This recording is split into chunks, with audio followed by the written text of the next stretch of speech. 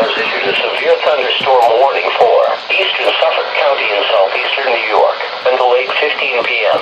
At 7:45 p.m., Doppler radar indicated a severe thunderstorm capable of producing destructive winds in excess of 70 miles per hour. This storm was located over South Old and moving east at 65 miles per hour. Locations impacted include South Old, Sag Harbor, Plum Island, Gardiner's Island, Shelter Island, Greenport, Taconic, Newark, North Haven, Orient, Springs, Laurel, Cushman, and Montauk. To report severe weather, contact the National Weather Service or your nearest law enforcement agency who will relay your report to the National Weather Service office in Upton, New York. This is an extremely dangerous situation with tornado-like wind speeds expected.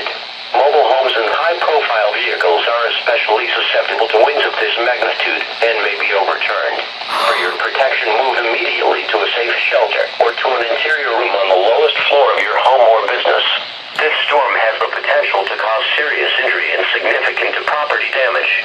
Repeating, a severe thunderstorm warning has been issued until 8:15 p.m. for the following counties: Suffolk, New